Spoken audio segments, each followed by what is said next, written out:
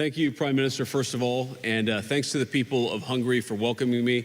This is a beautiful city, a city that I've been to once before on a personal trip probably 5 or 6 years ago. And I remember the first time that I came to this beautiful country, my wife was about 20 weeks pregnant with our second child. And now we've come back to Budapest, and my wife is 20 weeks pregnant with our fourth child. So there's an interesting way in which our trips to Hungary have rhymed. I also want to thank the President of the United States, who of course is a dear friend of Prime Minister Orbán and a very strident supporter of Prime Minister Orbán, because together the President of the United States and the Prime Minister of Hungary have been able to do amazing things. And we're here because we want to celebrate those amazing things, we want to build upon those amazing things, and of course, I want to help as much as I possibly can the Prime Minister as he faces this election season, which I believe is happening in just about a week, the election to elect the next Prime Minister of Hungary. Now, I don't expect, of course, the people of Hungary to listen to the Vice President of the United States. That's not primarily why I'm here. But I did want to send a signal to everybody, particularly the bureaucrats in Brussels who have done everything that they can to hold down the people of Hungary because they don't like the leader who has actually stood up for the people of Hungary. And I think it's important to say that. There are so many things that we could point to. There are so many economic pieces of cooperation, so much investment that's come into Hungary from the United States. I think Viktor Orbán has been the single most profound leader in Europe on the question of energy security and independence. It is funny to watch prime ministers and leaders in some of the Western European capitals talk about the energy crisis when, frankly, they should have been following the policies of Viktor Orbán in Hungary. And if they had, the energy crisis that they're experiencing would be a lot less bad, because what's going on in Hungary right now is that while, yes, energy prices are elevated, they are far less elevated here than they are almost anywhere else in Europe. And that's because of the leadership of the man who's standing next to me. And I think that leadership can provide a model to the continent. We want Europe to be successful.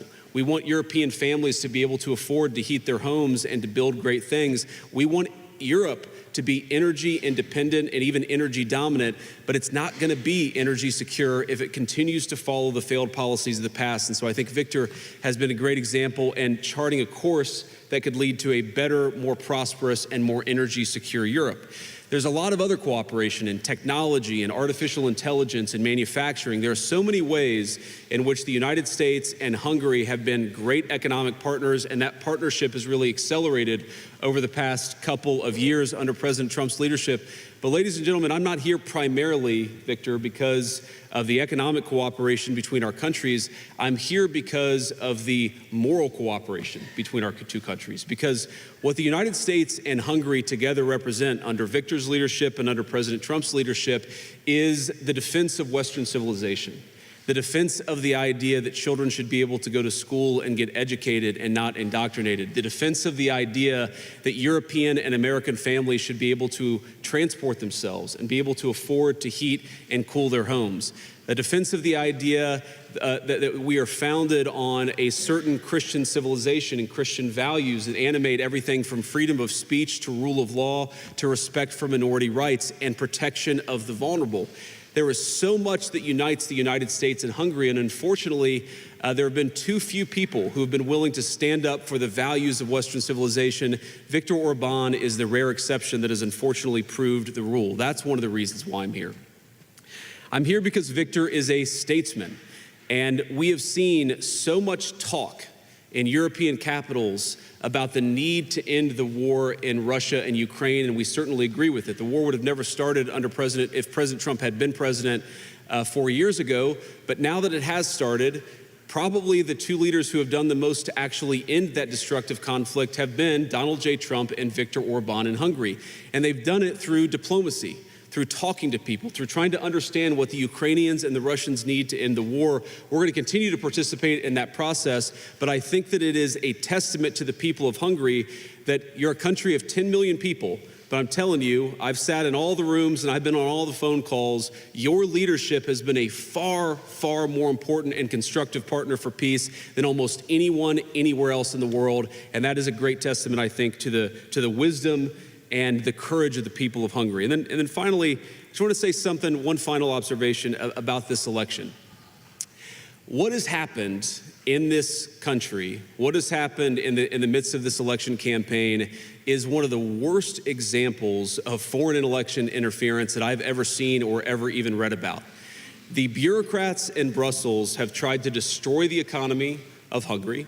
They have tried to make Hungary less energy independent. They have tried to drive up costs for Hungarian consumers, and they've done it all because they hate this guy. But I think that what the people of Hungary, what I would encourage them to do is ask themselves the question, not who's pro or anti-Europe, not who's pro or anti the United States of America, but who is pro you, who is pro the people of Hungary. In my experience, I've seen a guy who has ferociously advocated for the interests of Hungary. I'm here to help him in this campaign cycle, and yet when I sat down with Viktor, we didn't talk about politics. We talked about Here are 5 things that we need, that the Hungarian people need from the United States in order to further our partnership and in order to achieve prosperity. That's the kind of leadership that is needed. And on everything from digital censorship, why are bureaucrats in Brussels telling social media companies what information they're giving to Hungarian voters?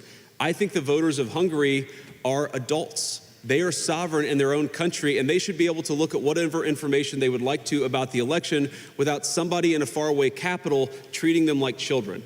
Sovereignty, democracy are fundamentally about the people choosing. And part of the reason why we're here, and part of the reason why the President of the United States sent me here, is because that we think the amount of interference that's come from the bureaucracy in Brussels has been truly disgraceful. I won't tell the people of Hungary how to vote. I would encourage the bureaucrats in Brussels to do the exact same thing. So, Viktor, thank you, and it's good to see you. Thank you very much. We'll take a couple of questions. Do you want to?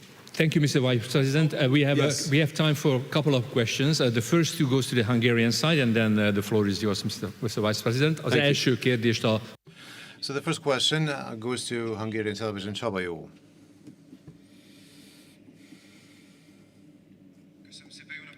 Thank you very much, and good afternoon. I would not like to stand up because of the cameras. Thank you. I have 2 questions. One is to Mr. Prime Minister, and the other one is to Mr. Vice President. From the Prime Minister, I would like to ask if they touched upon the possibilities of ending the Russian-Ukrainian war during the negotiations. And from the Vice President, I would like to ask you to comment on the threats of President Zelensky towards Hungary and personally towards Viktor Orbán. Thank you.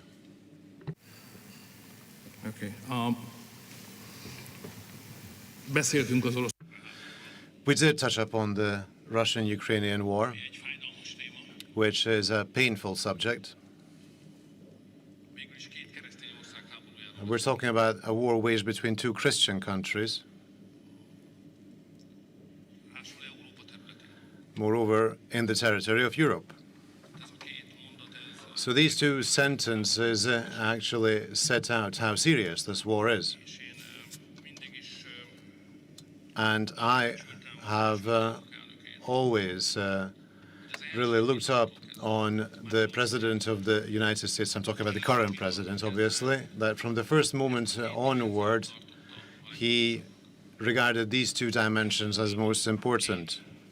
In Europe, 2 Orthodox, deeply Christian countries are waging a war where tens and hundreds of thousands of people die and become injured for life. This is so terrible that you have to stop it at all costs. And since the United States, prior to President Trump, was in favor of this war, for us, the current position of the United States is indeed very valuable because it is fundamentally pro-peace. So if a Hungarian and a U.S. politician meet, they cannot avoid talking about the Russian-Ukrainian war. Moreover, this war is being waged in the neighborhood of Hungary.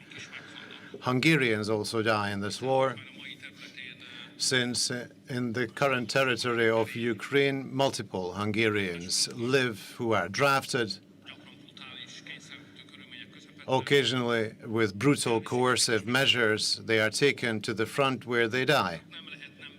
So you cannot avoid talking about the Russian-Ukrainian war during such a meeting, especially so because previously the President of the United States had initiated a peace summit between the U.S. and Russia, and he recommended as a venue for these talks Budapest, the capital of Hungary, which is the perhaps only possible venue in Europe. And Hungary agreed to that.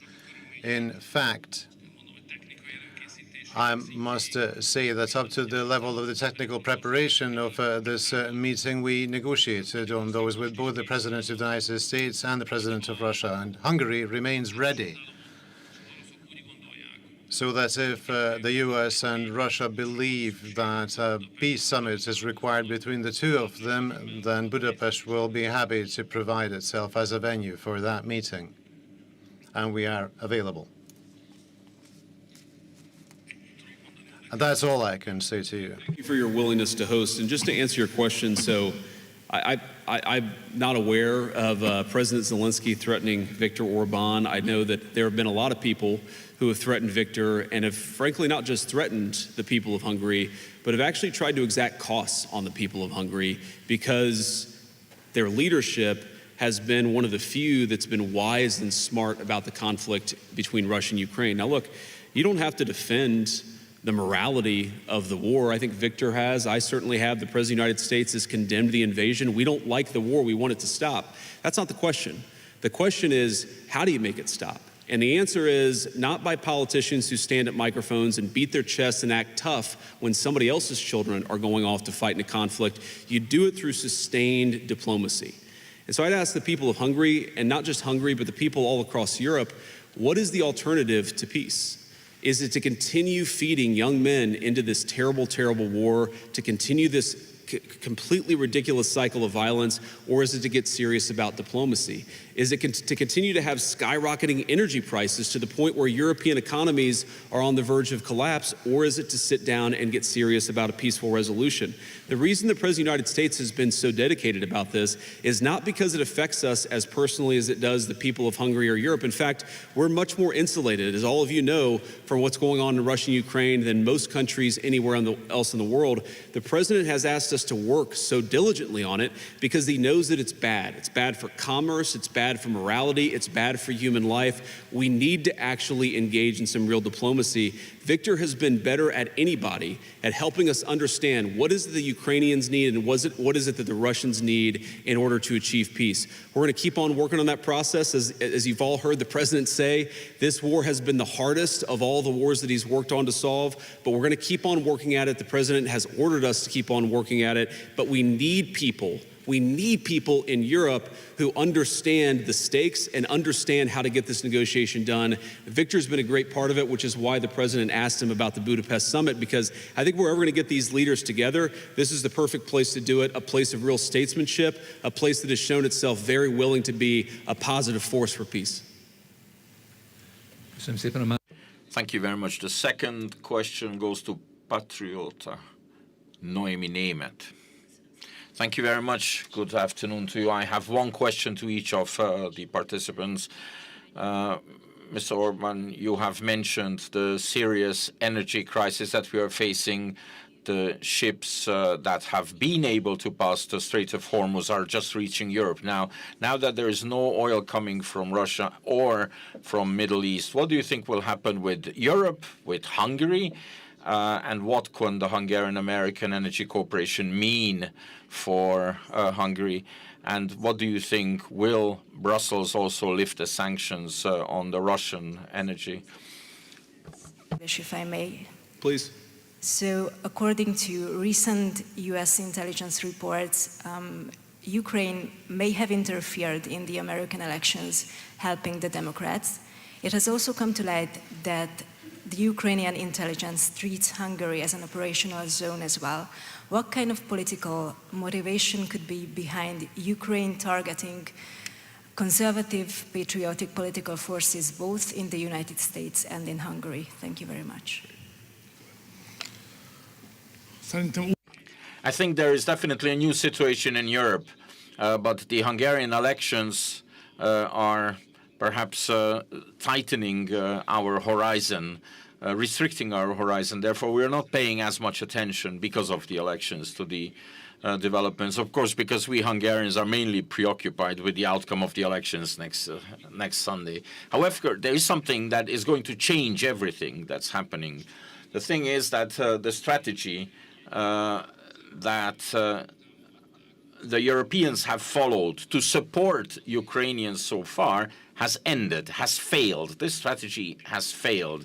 At the start already, it was an extremely strange idea to actually help the Ukrainians and try to bring about a situation where the protracted war puts Russia in such dire straits economically that in the end the Ukrainians, from the perspective of the Ukrainians and the Europeans who support them, the Russians will be forced to sit down with them in a weakened status that is preferable for the opposition.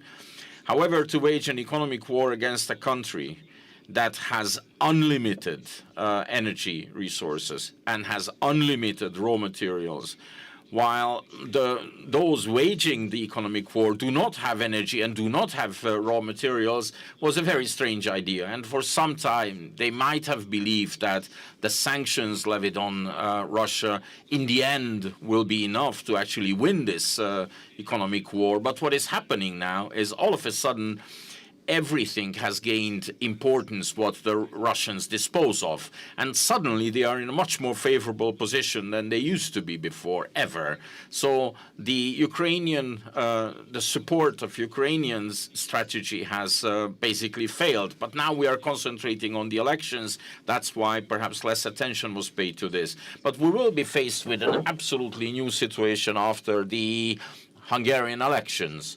The Hungarian situation is difficult. I do not want to make a secret of it, because it was first at the end of 2022 that the Ukrainians blockaded the gas pipeline that was bringing gas from Russia to Hungary. We managed to fend that off with the Turk Stream, but just now, not much before the elections, and I think because of the upcoming elections, and in the hope of having a pro-Ukrainian government elected into office, they actually blockaded our oil pipeline as well. The oil pipeline, that is the umbilical cord of the Hungarian economy, coming from Russia, the main supply route coming from Russia. Consequently, Hungary has had to tap into her reserves.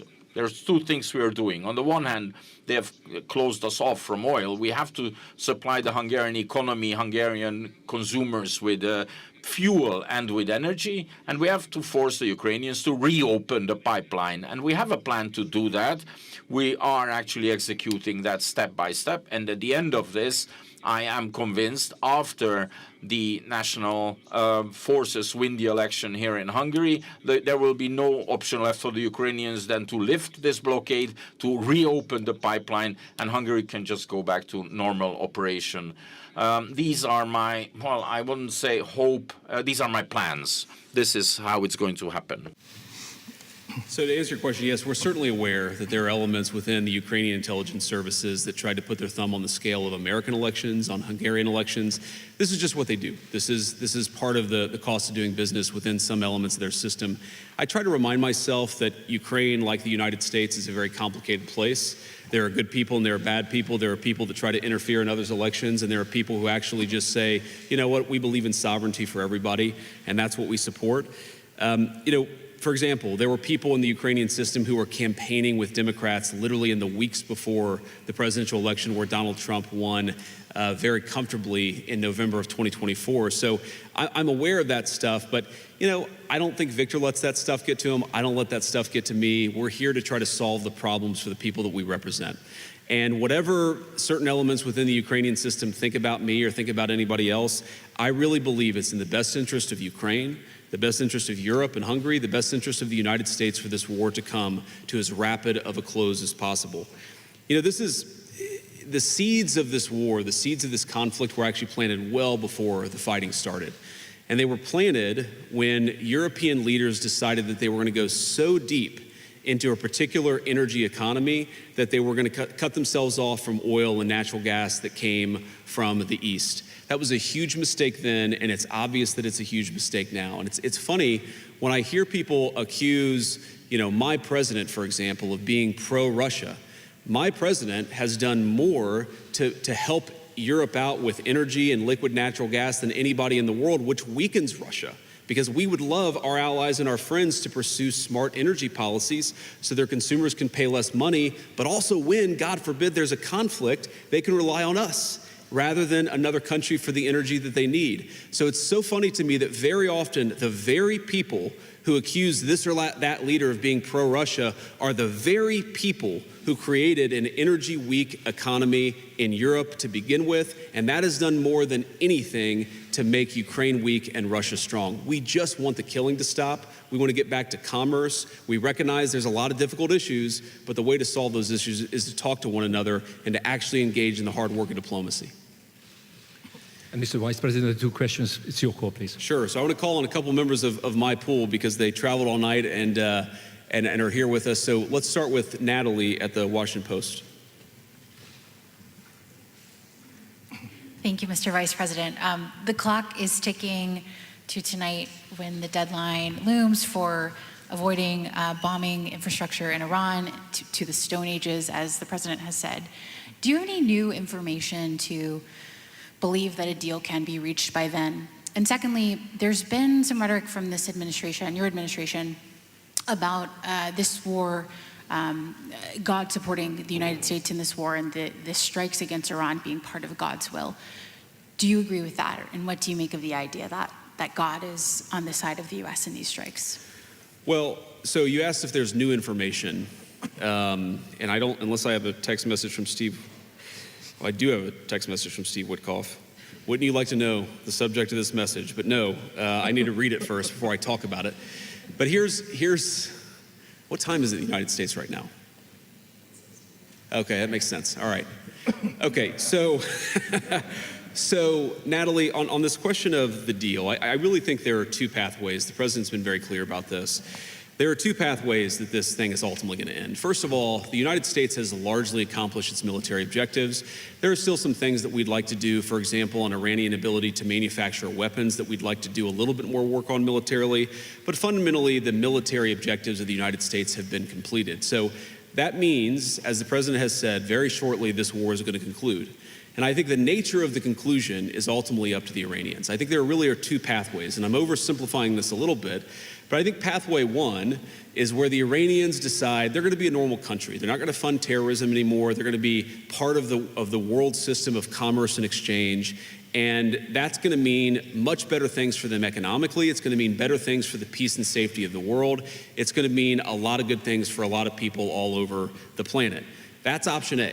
Okay. Option B is if the Iranians don't come to the table and they stay committed to terrorism, to terrorizing their neighbors, not just Israel, but of course their Arab neighbors too, then the economic situation in Iran is going to continue to be very, very bad, and frankly, it will probably get worse. And so what the President has asked his entire team to do, particularly Steve Witkoff and Jared Kushner, is to figure out what are the contours of a potential deal. What are they willing to do? Because militarily, it frankly doesn't matter one way or the other to us. It's fundamentally a question of what does this look like afterwards, and that has been what the negotiations have been focused on.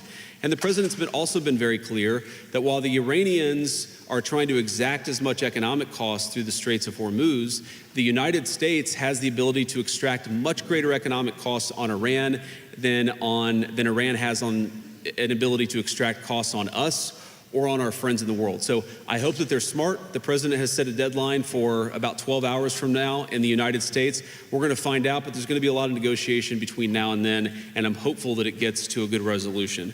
The second question you asked about, is God on our side? Is God on, whose side? I think my attitude towards military conflict has always been to pray that we're on God's side. And my own view is that we're doing this for the right reasons. We're doing this because we don't want a regime that has committed acts of terrorism to have it the world's most dangerous weapon, because that would mean a lot of innocent people dead. I certainly hope that God agrees with the decision that Iran shouldn't have a nuclear weapon, but I'll keep praying about it. And if he gives me a good answer, you'll be the first to know, Natalie. Next question. Let's see, I think we have We have Reuters and AP. Let's do Reuters. Okay, good. I checked my earpiece to see if somebody in my staff would tell me who I should call on, but nobody answered. This is just Hungarian, so go ahead. Thank you, Mr. Vice President. This is Sumera Pamuk from Reuters. I have a couple of questions. I do think you have to read that text because we have reporting that the United States is striking some targets in Karg Island. You did say that the military objectives of this war have been achieved. So could you help us understand why the president is still threatening to attack every bridge and every power plant in Iran? You also said that this will wrap up soon, but yesterday in his press conference, when he was asked about a timeline, he did not give a specific timeline, and he had said 4 to 6 weeks, and we're now in week 6. Do you have a specific timeline? Excuse me, these are spontaneous questions. That's a lot of questions. Okay, I'll stop. I mean, the Hungary question is this. If Prime Minister Orbán loses, does the United States commit to working with the new leader? Will you have a golden age relationship with the new leader? Thank you so much. Well, of course, we're going to work with whoever wins the Hungarian election because we love the people of Hungary and it's an important relationship. But Viktor Orbán is going to win the next election in Hungary, so I feel very confident about that and about our continued positive relationship. Victor, is that right? That's the plan. Okay, all right. So you asked about Karg Island. My understanding, having talked to Pete and General Kane about this, is that we were going to strike some military targets on Karg Island. I believe we have done so. The president's deadline has been followed by us and everybody else, and he said very clearly, we're not going to strike energy and infrastructure targets until the Iranians either make a proposal that we can get behind or don't make a proposal, but he's given them until Tuesday at 8 o'clock. So I don't think the news on Karg Island represents a change in strategy or represents any change from the President of the United States. He continues to say the deadline is 8 o'clock. And the deadline is for what? Fundamentally, what Iran is trying to do, because they've been defeated militarily, is they're trying to extract as much economic pain on the world as possible. And the President of the United States is a man who recognizes leverage, that if the Iranians want to exact a certain amount of pain, the United States has the ability to exact much, much greater pain. The President doesn't want to do that.